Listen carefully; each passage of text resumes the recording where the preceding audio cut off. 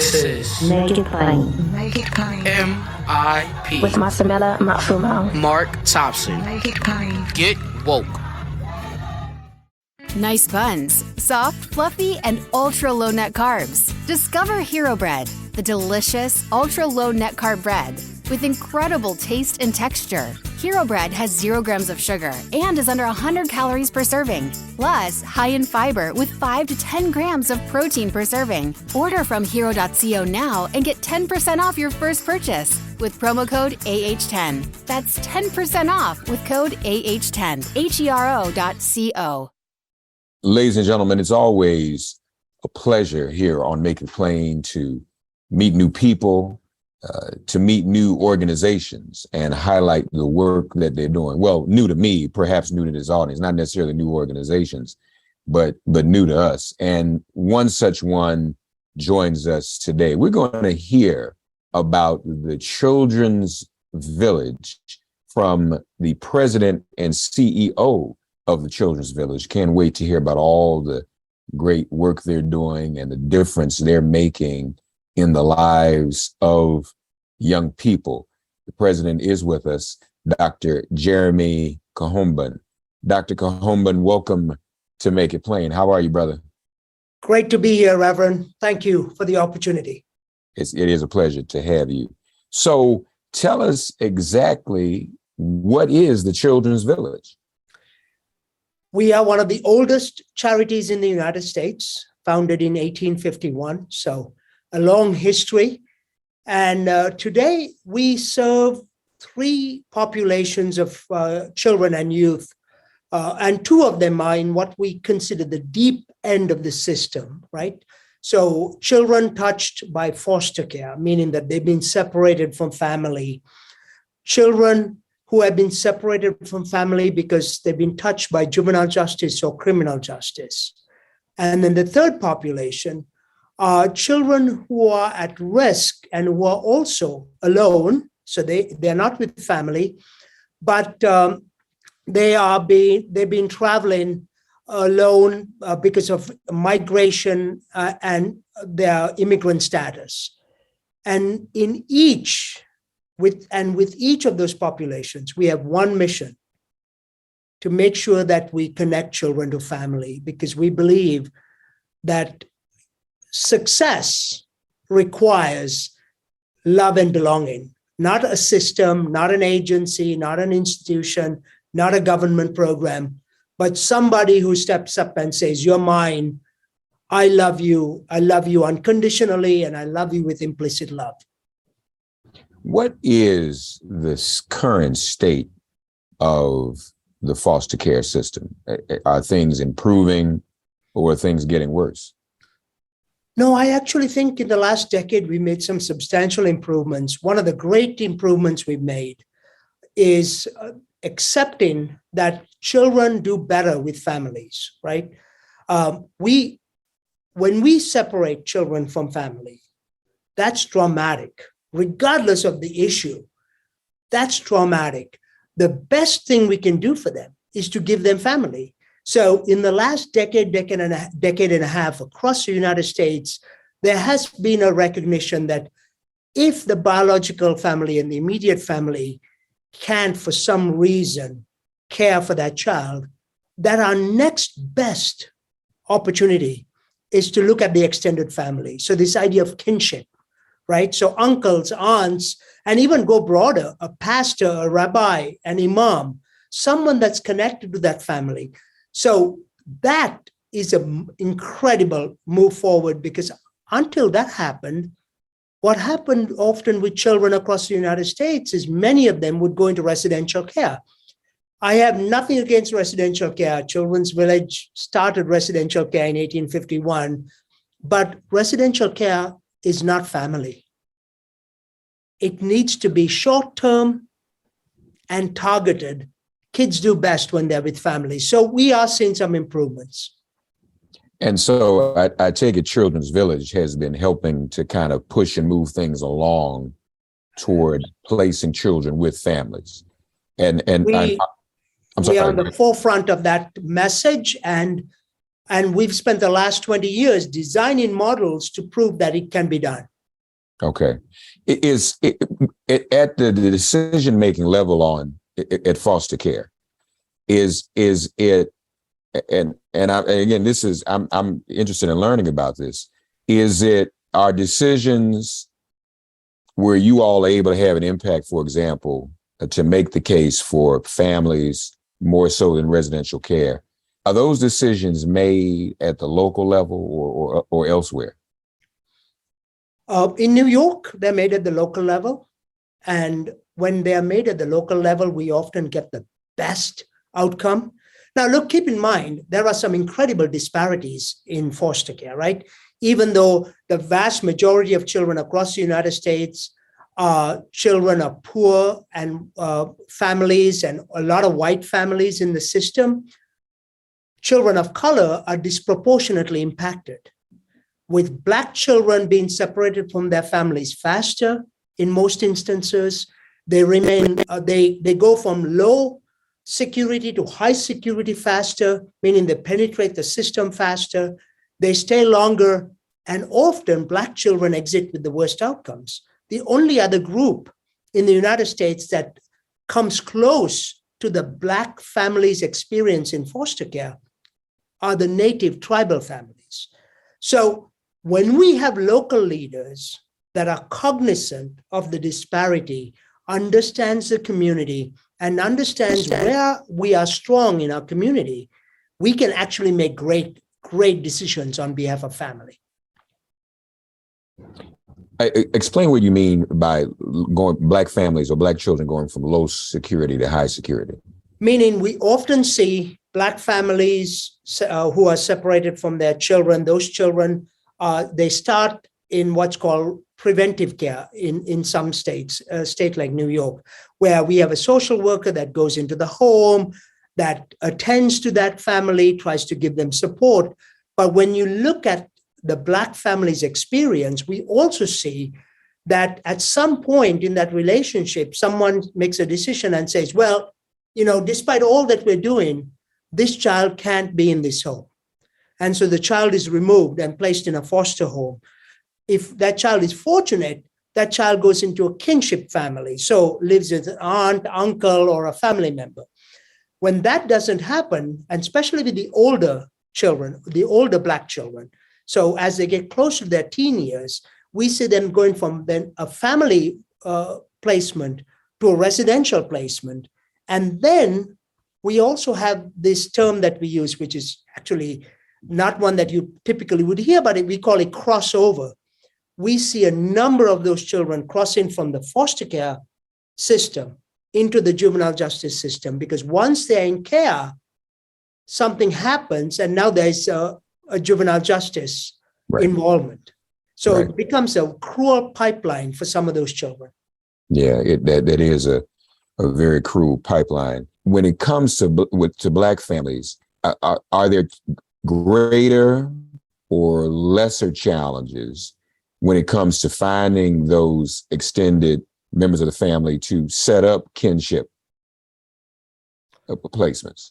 So there are two types of challenges that we see with our Black families.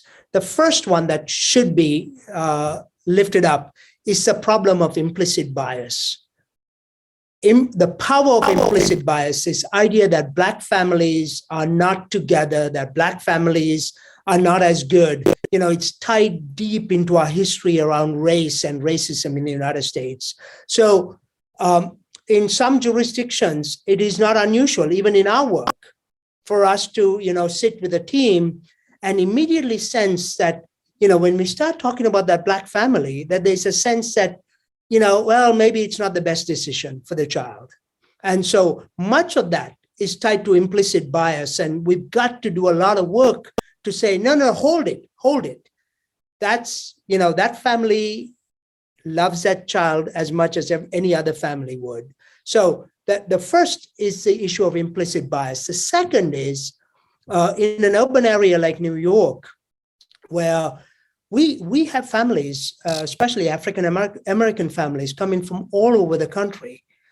We actually end up with children in foster care where a family member left the South, came here with someone, is now socially isolated, may not have all the social supports and family supports around them. Something happens, the child comes into the system, and finding and reconnecting to family somewhere else takes additional work.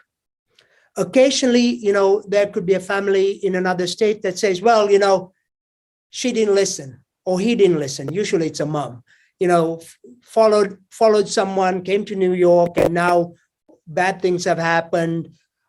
They haven't had a relationship. So there's a lot of extra work that we need to do for those small number of children that have been separated. Yeah. You mentioned too, Native American children. Yeah. What are some of the unique challenges they face in the system, or is it pretty much the same?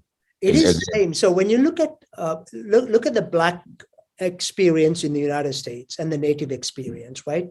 So first, you have segregation, intentional, legally sanctioned segregation, and the qualities of segregation are always the same: poor housing, poor quality housing, poor services, failing schools, and a lack of infrastructure and investment in the things that you and I would want for our families. Safe, we call them safe spaces and safe places. And look at what happened to the native tribes, reservations, same thing. Densely packed, removed from their own homes, not allowed to move out, leads to the same problems that families typically have in any other community where they're deprived of the things that you and I would want for our own families. So that's African American, Native American. I imagine that our Latino children and families face some of the same challenges. And I guess, too, those are even more complicated when it comes to immigration, right? Absolutely. And the unique complication with immigration is, the United States has welcomed and integrated millions of immigrants, right? From our founding on, and I happen to be one of them. But the unique problem that immigrant families, especially our Latin immigrant families, are facing right now is they are working really hard, but they don't have a pathway to citizenship. So when you are undocumented in the United States, your life is the life of a second-class person, because there's always a fear that anything that happens to you could trigger an immigration experience. And that's a lot of stress on these families. Yeah, I can imagine so. It sounds like what you said, that there has been some improvement over the past decade. I'm particularly curious about, you mentioned that unfortunate pipeline from the foster system into the juvenile justice system. Are we beginning to see those numbers go down some too?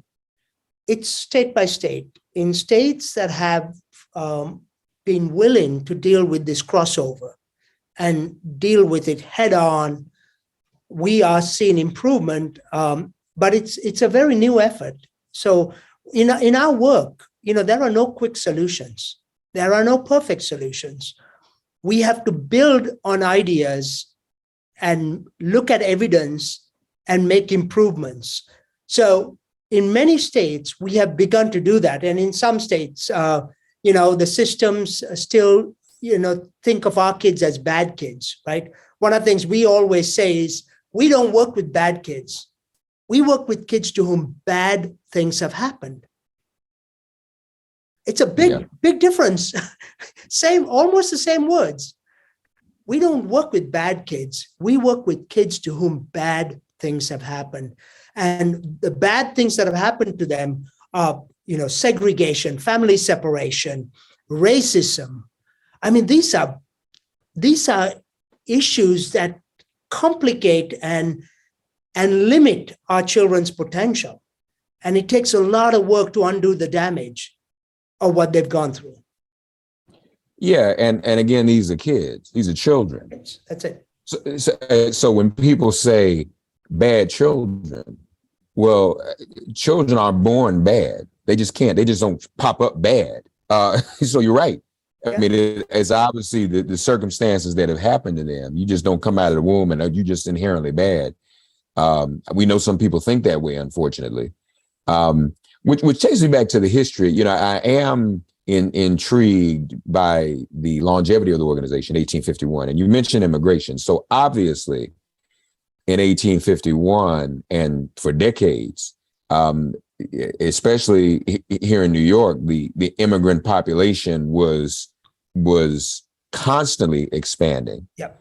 But you know, a lot of those were European immigrants. I guess we have to kind of assume or hypothesize that the way immigrant children were treated back then by the system is very different from the way immigrant children, particularly immigrant children of color, are treated by the system in the years that followed up to today, right?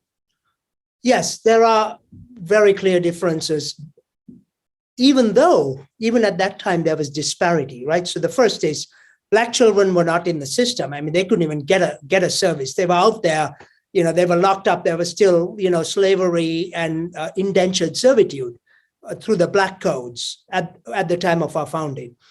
But non-English speaking immigrants and Irish immigrants, those children were also treated differently. The Irish immigrants, because they were Irish and Catholic, and non-English speaking immigrants, children, and Ashkenazi Jewish children who were mostly Eastern European, also were in the system, were being arrested for survival crime in places like New York. But the outcome was different because their whiteness allowed them to integrate and create new identities for themselves and build successful families, whereas the Black community and the communities of color were segregated with all the unfortunate events that continue to happen in segregation.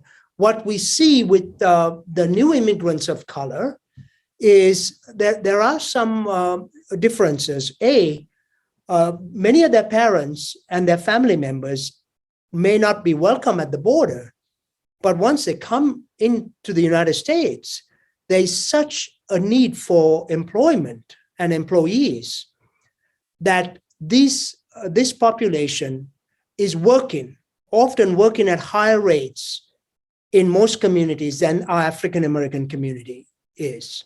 So because it's implicit bias, right? You know, there are people that look at one of the Black young men that work with us and thinks of him as untrustworthy, but they are more willing to hire an immigrant who is undocumented because that's a person that won't complain and they believe is a harder working person.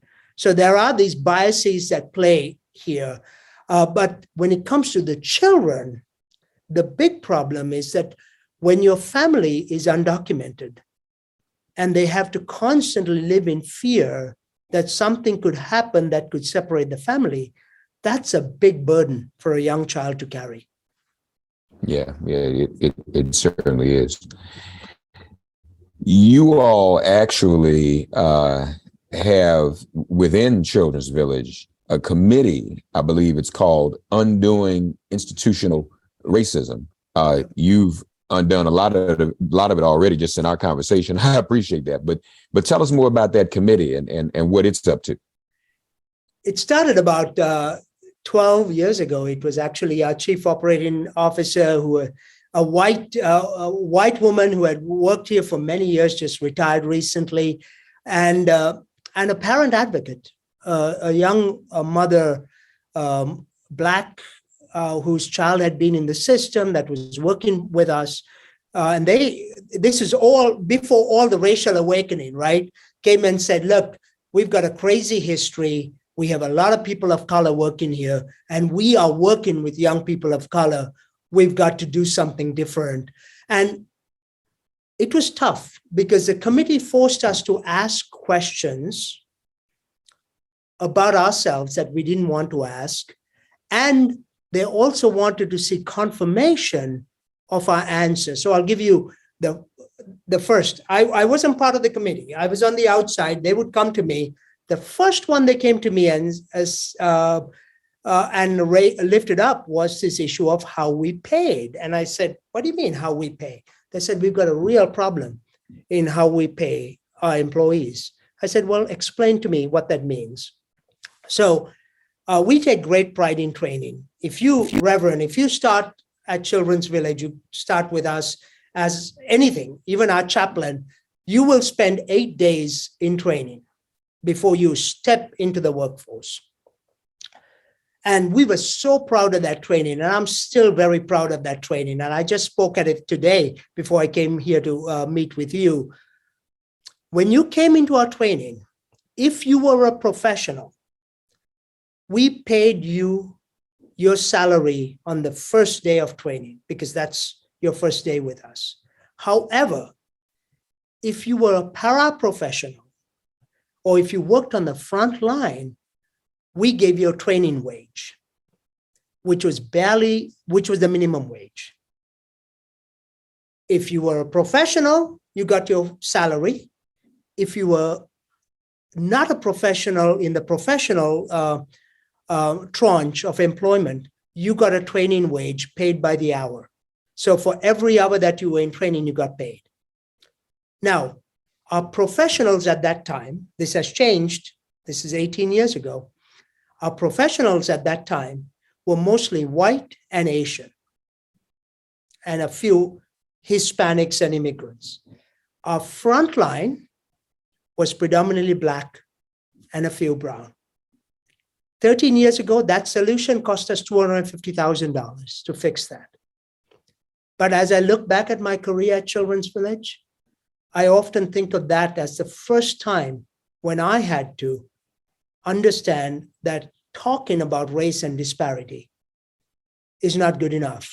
You got to actually take the risk of doing something about it. Yeah. And, I didn't grow up in the United States. I don't know what it means to be Black.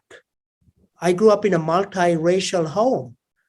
Everything I've learned about the Black experience, I heard from my mother and from my friends who are Black. But, when we were growing up, I would travel with one of my roommate who was Black, and we'd experience police officers very differently. I never feared for a police interaction, but I knew he did. I didn't know why. It took me years to understand why. So, to me, that conversation around pay was one of those pivotal moments when I got to understand that I don't know how it happens, but the experience that we create for the African American community is often different unless we are intentional about making it equal. So I have to ask you this, though. What called you to this particular work, Dr. Kohomban? What called you to be in service to young people who need to be with families? What called you to Children's Village? I grew up in a home with the parents who are medical missionaries, 3 biological, 3 adopted children. I didn't want to be like my parents.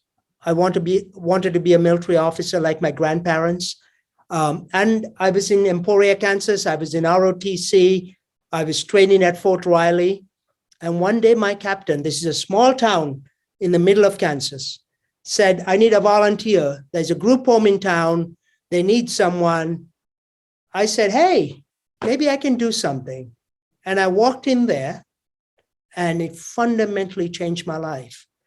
It didn't happen overnight, but the first thing I realized when I walked in there was there were all these young people that didn't know where their parents were. And they had this was a long time ago, they had prescribed times for phone calls, and sometimes they'll wait for the call didn't come, or sometimes the other young person was on the phone too long, so the parent called and the call didn't connect. This was before cell phones. And I was watching pain around me. And I said, I have a little time when I'm not at training and in school. I'll come back, and I used to take the kids fishing in the Neosho River, and then we'd bring the fish and the crawfish back, and I'd cook for them. And the more I got to know them, the more I realized that they wanted the same things I wanted. But they didn't have people in their lives that had their back. And a few years later, when I came to New York to do my PhD, I called my captain, and then I called my mom, and I said, I'm making a big change. Here I am. That's a beautiful story. One other thing I want to ask you, just to go back to the way the system operates, and I appreciate your enlightening me and our audience about the importance of the family connections, the extended family, the kinship family. But where the kinship family doesn't come into fruition for a particular child or group of children, and they end up oftentimes being placed with another family. Obviously, over the years, there's been a lot of conversation about particularly children of culture and from different cultural backgrounds, at least being placed with families of the same cultural background or persuasion.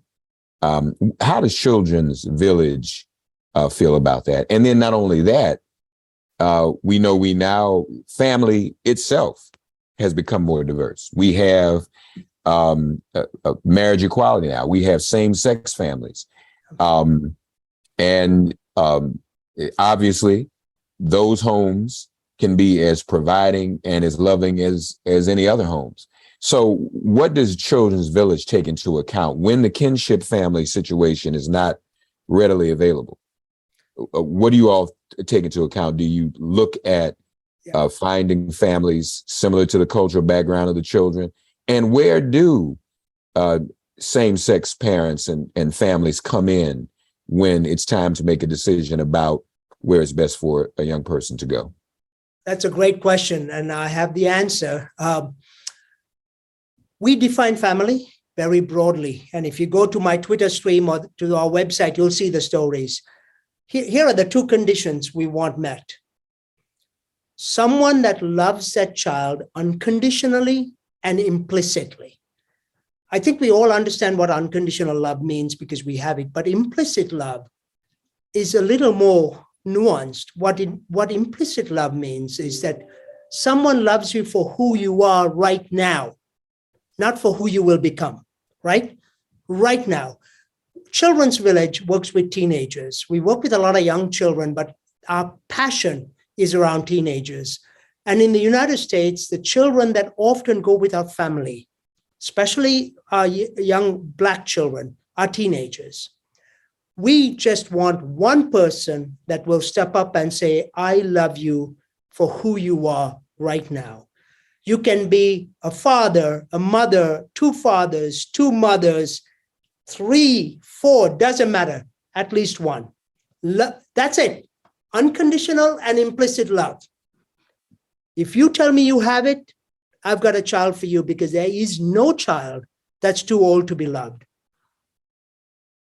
And obviously, too, I guess it goes without saying, but we should say it. Those who are listening, as you were called, perhaps there are more of us who have the ability to give and share that kind of love, who should make ourselves available and hopefully to provide homes for children. Is that not ultimately the calling you'd like to, the gospel that you'd like to have spread, that we should have spread? That is the call. Whoever you are, you can be retired, you could be single, you could be married, doesn't matter. We have children that need homes. And I got to tell you, it's not going to be easy. It's not perfect. You know, it doesn't always have storybook narratives, but it is the most rewarding work you'll ever do. Ever do. Yeah. Nice buns, soft, fluffy, and ultra-low net carbs. Discover Hero Bread, the delicious ultra-low net carb bread with incredible taste and texture. Hero Bread has 0 grams of sugar and is under 100 calories per serving, plus high in fiber with 5 to 10 grams of protein per serving. Available on Amazon.com, Walmart.com, and at hero.co. That's HERO.co. Delicious, ultra-low net carb Hero Bread, buns and tortillas. Soft and fluffy, high in fiber, and with 0 grams of sugar, up to 10 grams of protein, coming in at under 100 calories. Order today at hero.co and use the code AH10 to get 10% off your first purchase. That's AH10 at hero.co. HERO.co. Order from hero.co now and get 10% off your first purchase with promo code AH10. That's 10% off with code AH10. HERO.co. And I'll be honest with you, I have peers, and I've got 2 children. Yeah. But in this generation, I'm in, I don't know how old you are. I'm 56. I'm sure you're younger than me.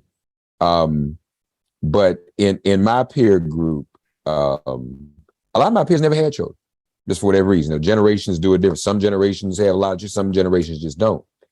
And I talked to my peers and they said, well, they feel that they've missed something. Yeah. Some who are older are trying to come up with all the newly scientific ways to have children. But I hope people listening understand that there are children here.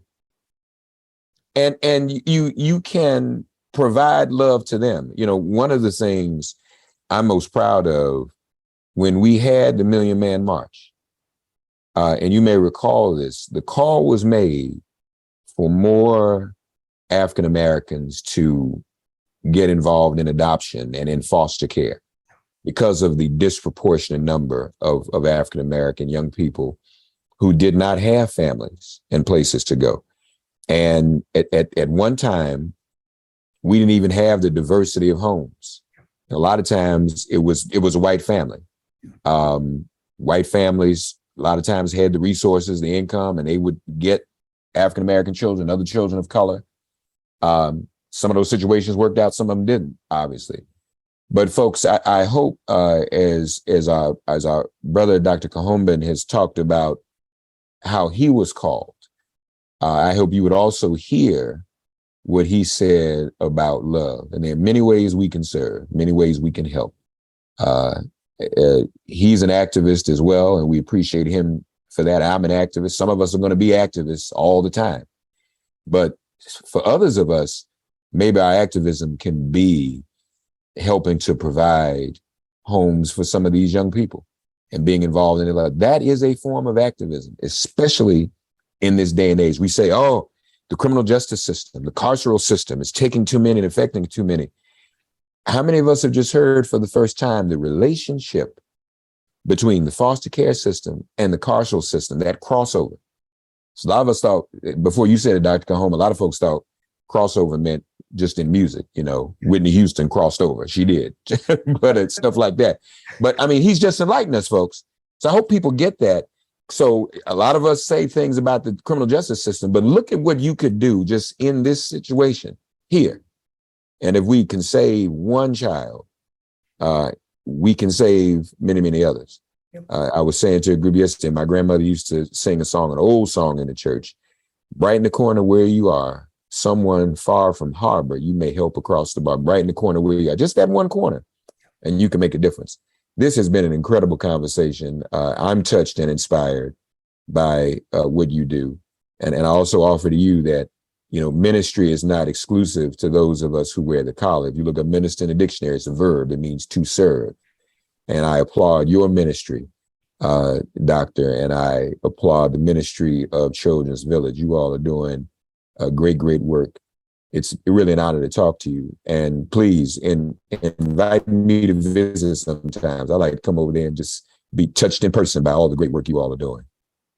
You have an open invitation, Reverend. Anytime you want to, just drop me an email, come on by. We've got a lot to show you, buildings that we build.